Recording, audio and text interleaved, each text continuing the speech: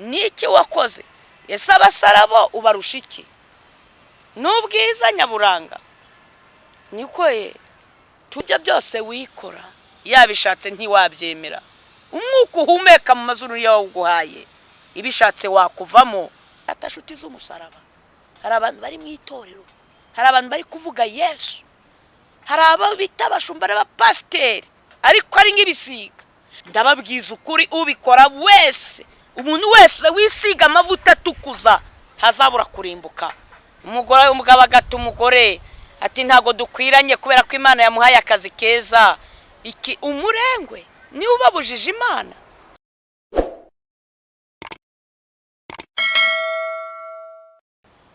Muraho yemwe, muraho. Kubw'ibyo rero bene data nshuti z'umusaraba, mbazaniye ijambo ry'Imana. Umwuka w'Imana ashimye ko ari ryo mbazanira, rivuga ngo turi mu mwenda, turimo umwenda.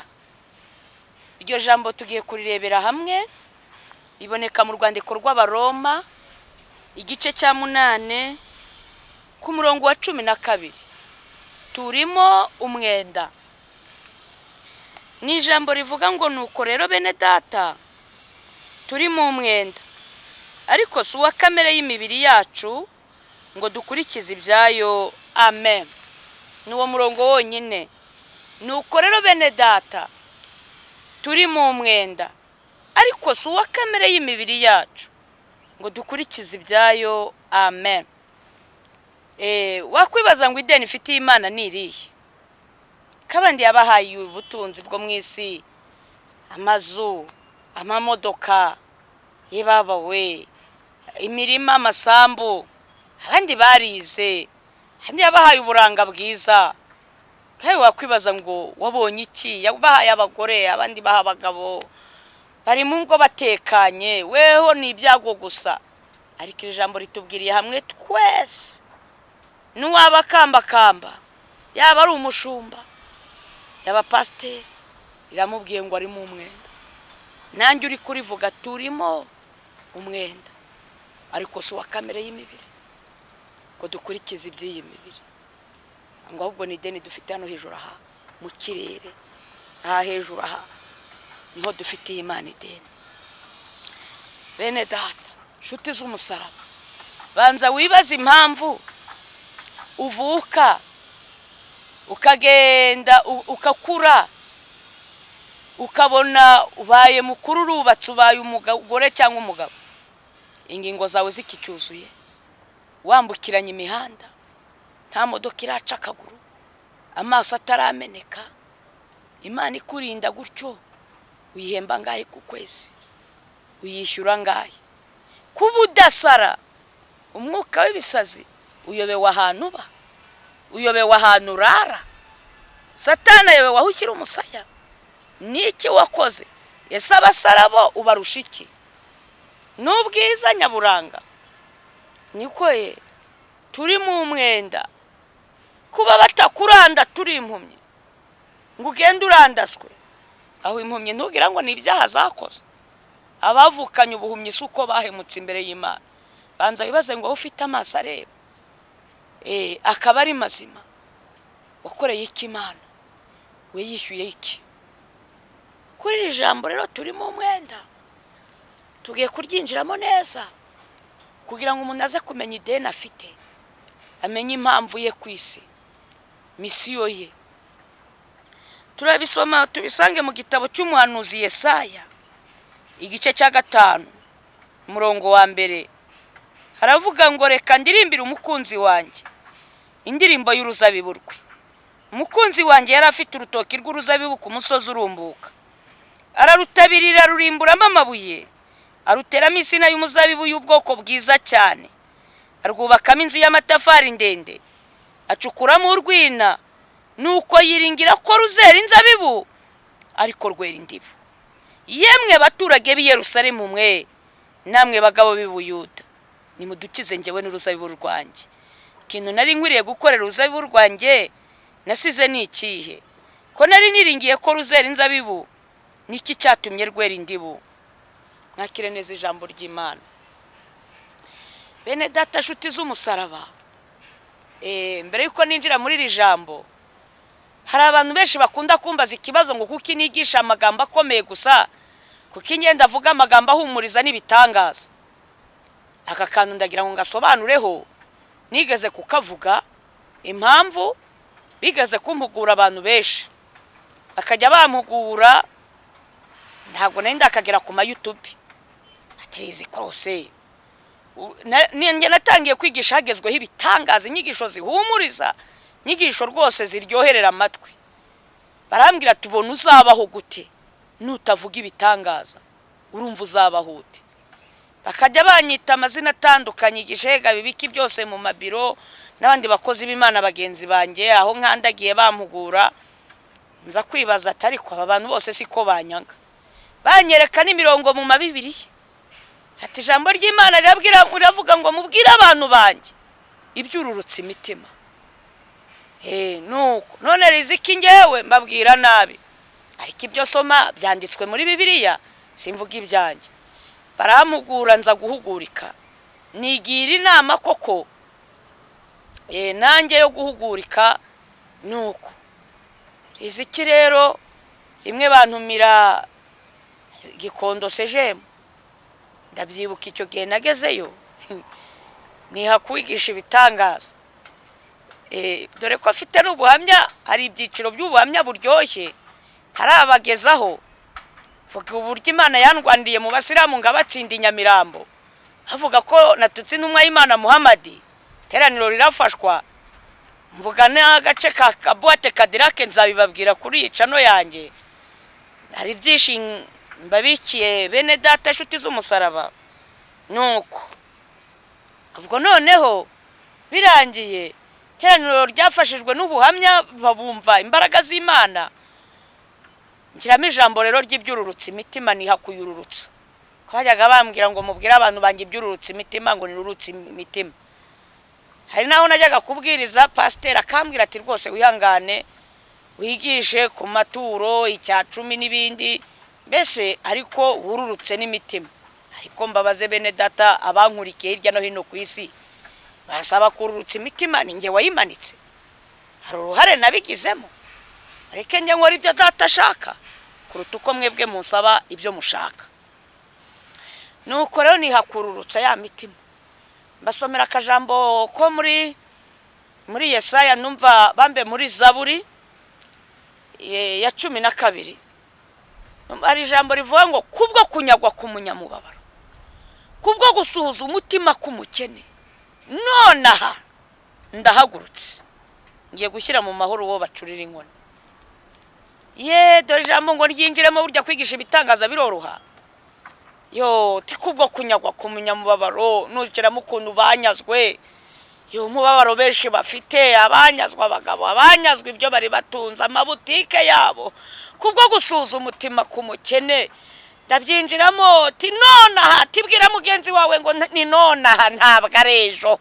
Abantu mbaremamo imbese ihumure ry'uwo munsi, teraniro rirakaba, hanuzi bajya mu mwuka. Yewe mbona ibintu byakomeye, narangije kubwiriza, umuntu ajya mu mwuka arahanura. Sinari nzi ko Imana ishyeshyenga ihumuriza iteraniro, nanjye urumva yaranshimiye. Ariko ngo birangire mu gutaha, nagakenze impamvu abantu birirwa mu nyigisho z'ibitangaza. Abantu bakajya baza, abagore ati nafashijwe, ngabona umugore aje ari kurira, ati Imana iguha umugisha mukozi w'Imana, bambaye amafaranga, bamfunda amafaranga. Nibwo bwa mbere kuva nabaho nari mbwirije abantu bakamba amafaranga, bajya kutwakira ngo dusoze iteraniro. Pasiteri tubundi wabagaye cyo gihe bamerekesheje, mbona bampaye agafaranga rwose. Natashye nihugura, ndavuga ni ntago nzongera kwitera umwaka, cya bintu buryo Imana irabishyigikiye. Bwari bucyari kuwa 4 njya kuwa 5 kubwiriza Kacyiru, naho nihakururutse imitima, boshye ari njye wayimanitse. Nuko naho ndahumuriza, iteraniro riraka, byashoje abantu bampa ku gafaranga. Nuko naho bamerekeza neza, ngeze Nyabugogo, mpaha akaboga akanyama, ndatetse. ndariye ndahaze ngo sengere kuryama numva ameze nk'igicucu, numva nta bwenge namba mfite no kubwira Imana ngo indinde muri iryo joro birananira. Burya nubona umenye gusenga uzajya ubishimira Imana. Hari ababigerageza bikanga, n'umwuka w'Imana ushoboza umuntu. Buriya ni ukuri ikintu cyose mukora Imana yo yabyemeye birakunda. Yemwe namwe ndaya musambana n'Imana iba yashatse ko wemera kusayisha, yabishatse yagufatiraho mbariko. Nuko gusambana ntibikundi, ariko Imana itanga umudendezo inshuro nyinshi. Umuntu agakora ibyo ashaka kuko nanone izi ko imbere hari y'urubanza. Ibi ngibi by'abasore bihindura abakobwa nabonye hano i Kigali za Nyamirambo, abasore bari kwambara utujipo. Hari agasore twaciyeho kambaye igitenge n'akaribaya, nuko baragahamagara, numva undi yaragahamagaye ngo uraho Shantana, ko ngo uraho Shantana, ngo karame. Ayiga Mana we, yacumuje abagabo benshi sinabyinjiramo bene data. Nibyo byose wikora yabishatse ntiwabyemera. Umwuka uhumeka mu mazuru yawe uguhaye, ibishatse wakuvamo. Ibyo byose ibyaha ugotomera nk'amazi byabura ukajya muri bomboni ntinemere kupfa, ukajya gufata umwuka uwuhashye ukawishyura ukamenya agaciro k'umwuka. Utagira ngo abarwayi bawuhaha niko bakoze ibyaha bose. Nuko maze kurya ngo senge birananira, nibaza icyaha nakoze. Nkumva imbere y'Imana n'umuntu utagira ubwenge, numva ameze nk'umuntu wasambanye hari cyangwa uwisha abantu. Nibaza icyaha nakoze biranyobera, nigira inama yo gufata amasengesho y'imisi 3 ndyama ndasenze. Ariko bucya nayatangiye, narangije umunsi wa 3 nari nambaye ishati, ubona umugabo wambaye ikanzu yaraje kumfata ishingo mwijosi, nta mbaraga yashyizemo, ariko yafashe ishingo numva ndi kubura umwuka. Arambaza ngo mbwira uwaguhaye uburenganzira bwo kugabura imitobe, nimbabarira mwami. Asa nundekuye, arongera arafata mwijosi bwa kabiri, arongera arambwira ngo mbwira uwaguhaye uburenganzira bwo kugabura imitobe, nanjye ntimbabarira mwami. Asa nurekuyemo gato, arongera arafata, none numva ngiye guhera umwuka, ngiye gupfa neza. Kandi mu bigaragara yamfataga buhoro pe, nta mbaraga namba. Nuko ariko nuko yafataga mu ijosi, arambwira ngo mbwira uwaguhaye uburenganzira bwo kugabura imitobe, nanjye ntimbabarira mwami. Arambwira arandekura, arambwira ngo Eliya yarankoreye, n'ubu turi kumwe mu ijuru, namuhembye ubugingo buhoraho. Ariko arambwira ijambo rikomeye, arambwira ngo hari ibikona, nashimye ko hari ibikona bimufasha umurimo, bimugemurira inyama n'imitsima. Arambaza ngo mbese mwana wanjye ibyo bikona byabonye ubugingo? Nanjye ntihoya. Irambwira ngo mu murimo wanjye nashimye ko injiramo ibikona ngo bize bifashe bayiri y'umurimo, ariko nta bugingo biteze. Bene data nshuti z'umusaraba, hari abantu bari mu itorero, hari abantu bari kuvuga Yesu, hari abo bita abashumba n'abapasiteri ariko ari nk'ibisiga, hari abakirisitu banitanga ndetse insengero zikubakwa bakitanga mu bikoresho by'amakorari bikaboneka, ariko ari ibisiga Imana yemeye ko byinjira mu nsengero bidateze ubugingo, bije gufasha abayeri y'umurimo ngo umurimo kugende neza. Wewe uri kunyumva, Uwiteka gushyigikire, Imana yera yo mu ijuru nizemere ko ubigikona gifasha abayeri y'umurimo, ahubwo uzabe Eliya bagufasha umurimo. Nigarukire iri jambo ryavuze ngo ndumuzabibu, ijambo ryavuze ngo ibyerekeranye n'urutoki, byo muri Yesaya igice cya 5 umurongo wa 1 kugeza ku wa 4, ngo reka ndirimbire umukunzi wanjye indirimbo y'uruzabibu rwe. Umukunzi wanjye yari afite urutoki rw'uruzabibu ku musozi urumbuka, ararutabirira rurimburamo amabuye, aruteramo insina y'umuzabibu y'ubwoko bwiza cyane, arwubakamo inzu y'amatafari ndende, acukuramo urwina, nuko yiringira ko ruzera inzabibu, ariko rwera indibu. Yemwe baturage b'i Yerusalemu mwe, namwe bagabo b'i Buyuda, nimudukize nge n'uruzabibu rwanjye. Ikintu nari ngwiriye gukorera uruzabibu rwanjye nasize ni ikihe? Ko nari niringiye ko ruzera inzabibu, niki cyatumye rwera indibu? Mwakire neza ijambo ry'Imana. Bene data nshuti z'umusaraba, ijambo ryavuze ngo reka ndirimbire, n'Imana iri kuririmbira urutoki, ngira indirimbo y'uruzabibu rwe.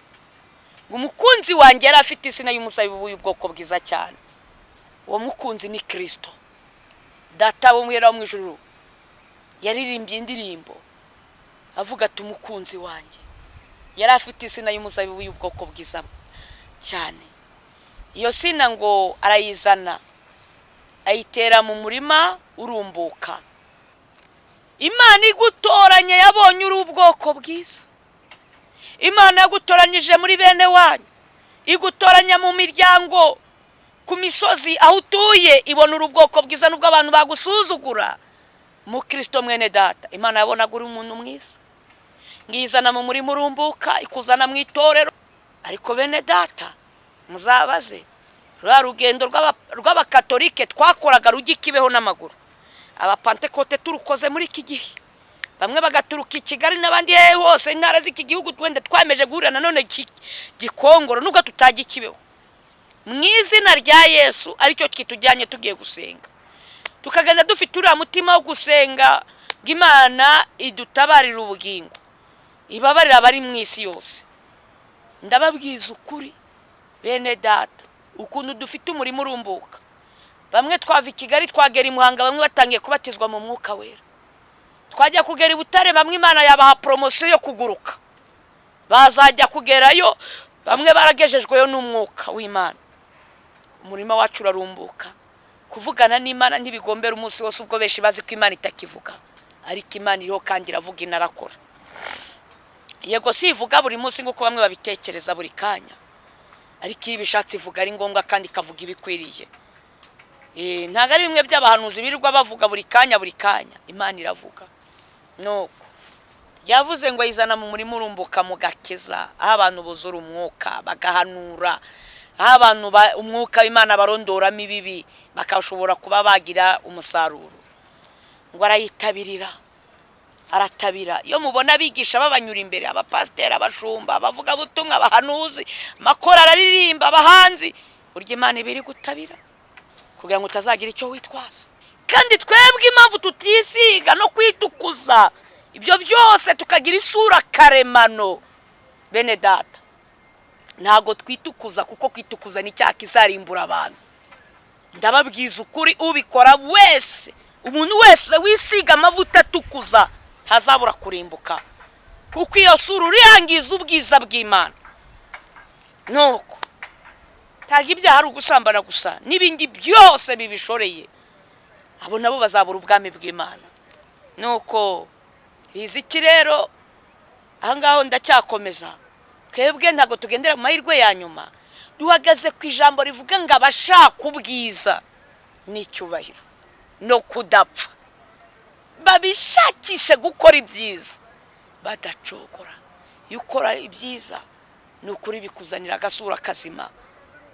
Ku bantu banzi, muranzi neza riziki ukuntu nasaga mbere, ndetse mva muri puberi nari meze nk'agakecuru, nari narapfapfanye, ariko ubwiza bw'Imana bwanjeho, nanjye mbona Imana irampinduye ukundi kundi, irankarabya mvuye muri puberi.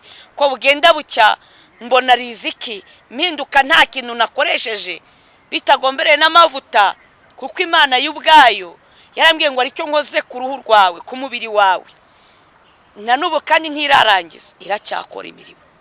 Imana ihimbazwe. Nuko irimburamo amabuye mwabagabo mwe, Imana yabarimbuyeho amabuye abagabo b'Abakristo, abagabo basenga b'abanyamwuka. Abenshi banywaga agatabi ntako bakinywa, abandi banywaga agacupa ka mitsingi ntako mukinywa. Ngira ngo bamwe n'uwaguhereza icupa rya mitsingi ngo urigerane ku muhanda, uri pasiteri cyangwa mwarimu w'umudugudu, ntiwabishobora.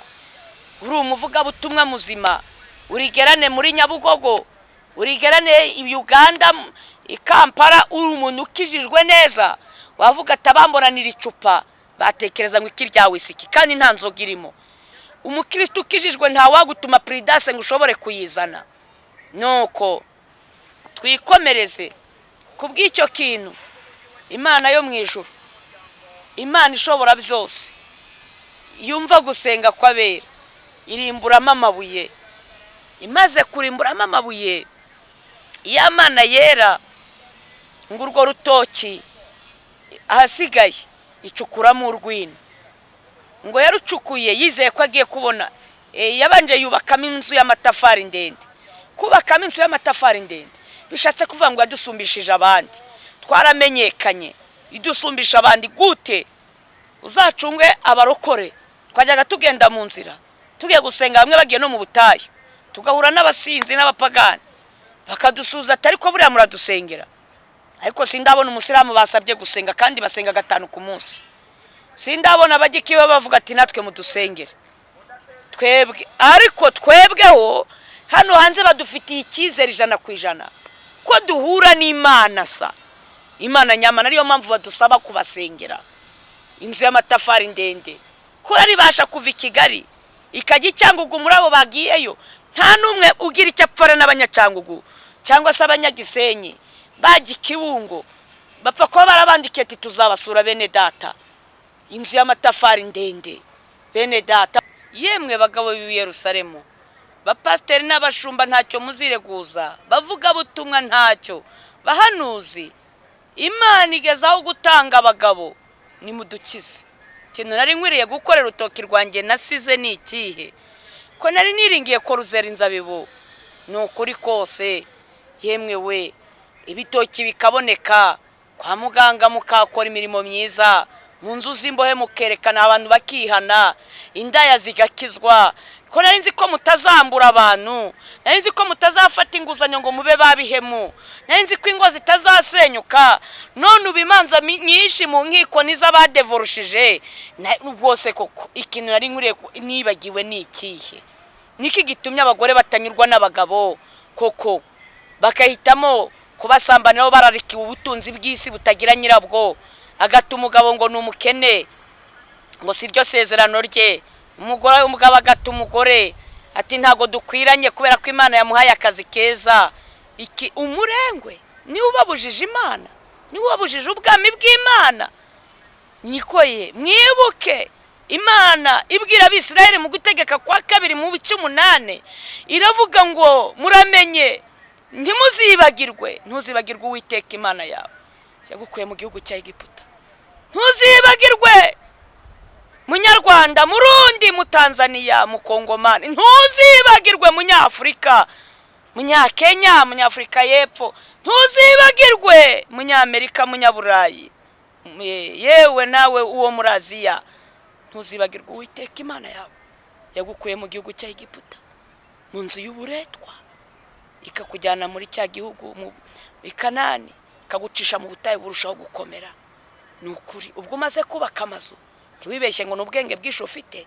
Hari abakurusha gukora batigeze bagondagonda n'ikiraro, ariko wowe ukaba uri muri etaje, ukaba mu ma etaje, uramenya ukabuhinga weza. Ntuzagire ngo nuko uzi gufumbira, nuko uzi guhinga neza. Hari abafumbiye mu buryo bwose ariko biranga birarumba udusimba turabirya. Bene data ni mwihane, turi mu mwenda. Niba ari ikintu gitera ubwoba ideni rirahangayikisha, rigutera guca mu nzira utateguye. Iyo banki ivuze ngo ije kwishyuza umuntu, ije guteza ibyawe cyamunara, nyiri gutezerezwa cyamunara aho yabara umugabo nta biryo warya ngo bikuryohere. Ntago umugore nubwo yasasute ntiwaryama ngo ususurukirwe unezerwe, kandi uzi neza ko bazaza kugutezereza ibyawe. Ntago urahangayika, ideni rituma ushaka iyindi nzira. None ko Imana ije kubaranwa namwe bene data, murishyura iki kabahize imihigo mugiye kongera guhiga indi bitagishobotse? Niba utarahiguye utarabaye umwizerwa mu mihigo ya mbere, uzaba umwizerwa mu mihigo ya kabiri. Tugiye gusenga, ariko buri wese yibaze ngo nta deni ifitiye Imana. Mwabagore mwe muri kugise banza wibaze, urwaje umwana mu bitaro ntacyo wahize. Ibaze urugo rwawe rusenyutse imiryango yaguhagurukiye, banza wibaze ubwira Imana turamutse undengeye. Abishyuriwe amabanke kredi, Imana ikabishyurira za kredi mu mabanke. Ibuka imihigo wahize, ukabona ibyawe ntibigiye. Buriya ugeze hehe uhigura? abimana yakuye mu buhungiro mukaga n'amakuba bari kureba intumbi, mugeze muri guhigura, muhembye Imana iki? Icyo muyituye ni ikihe? Nuko reka dusenge, uwumva wese aho yatakaje ahigurira Imana, agerageze gushyira mu bikorwa, kuko turi mu mwenda mwishyura amadeni. Mana yera, Imana iteye ubwoba yo guhindirwa umushyitsi. Turimo ideni ritari ry'umurenge, umurenge saku, amabanki runaka, turi mu mwenda wo mu ijuru, kuko ari byinshi twakwemereye. Hari abemeye ko nubashyingira bazagukorera, hari abagusabye amazungu bakuye mu bukode, hari abagusabye ibyo kurya ngo nubagabura bakarya bagahaga, hari abagusabye ngo nubakura ku bisasiro by'uburwayi, mu mibabaro, mu kaga, Mwami bazagukorera. Ariko abenshi baradamaraye, baribagiwe. Ndakwinginze ngo ugaruke ku bitekerezo, kubw'ijambo ryawe ryiza, ubahe kwicisha bugufi, bihane, basaba imbabazi, bareke ibibi bagenderagamo, bihane kandi bagaragaze gushyira mu bikorwa ibyo bakubwiye, kuko tuzi neza ko Imana ari itanga amasezerano, ariko n'abantu barayatanga mu makuba, cyane cyane abenshi niho baguha amasezerano. Shoboza abantu bose kwezwa no gutunganya, kugira ngo ubwo uzagaruka uje kureba buri wese batazakorwa n'isoni, bakabura icyo bavugira imbere y'ubwiza bwawe. Urakoze kubyumvishije, kandi abarwayi muri twebwe ubakize, abari mu kaga n'amakuba ubatabara, abashonje ubagaburire, buri wese ahari mu rwe ruhande, haba no muri gereza, mu bitaro, muri maternity, mu ngo, Yesu uhanyure ukora igikwiriye. Hirya no hino ku isi abantu babona ukuboko kwiza k'Uwiteka. Urakoze kubyumvisha, ni mu izina rya Kristo Yesu, amen.